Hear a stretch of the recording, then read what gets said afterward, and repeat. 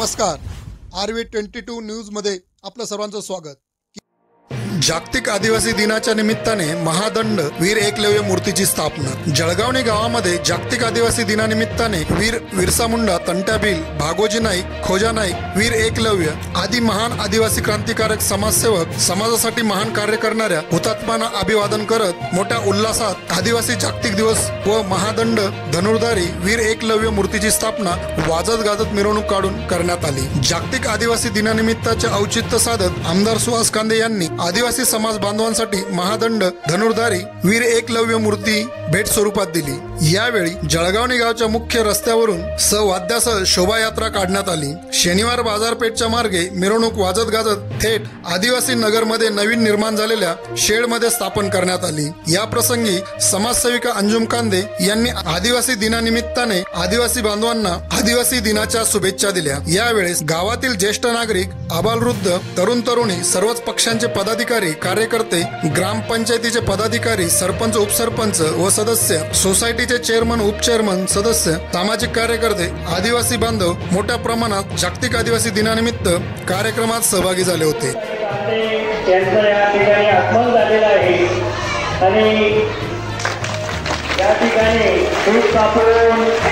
लोकार्पण सोहळा या ठिकाणी संपन्न होत आहे। त्या ठिकाणी लोकार्पण आपल्या समोर होत आहे। त्याच्या समोर आणि या कार्यक्रमासाठी उपस्थित झालेले आहे आणि वीर एकलव्याच्या प्रतिष्ठेचं या ठिकाणी लोकार्पण झालेलं आहे। आणि या ठिकाणी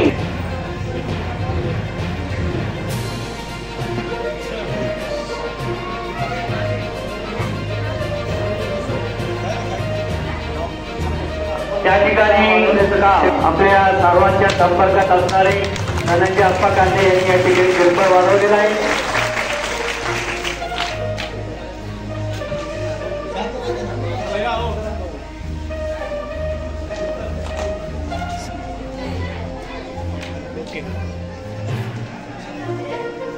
या ठिकाणी सभागृहाचं लोकार्पण सोहळा अंजुमताईंच्या हस्ते त्या ठिकाणी संपन्न झालेला आहे। मी व्यासपीठावर उपस्थित असलेल्या आदरणीय अंजुमताई, आज जागतिक आदिवासी दिन आणि श्रावण महिन्यातला पहिला सण नागपंचमी। सर्वप्रथम तुम्हा सर्व नागरिकांना आणि उपस्थित सर्व मान्यवरांना खूप खूप शुभेच्छा।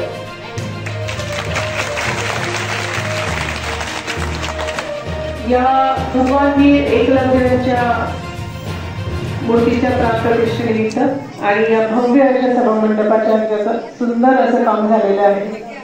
त्याच्या लोकार्पणाच्या पूर्ण ग्रामस्थांचे आणि समाज बांधवांचे पुन्हा एकदा आभार व्यक्त करतो।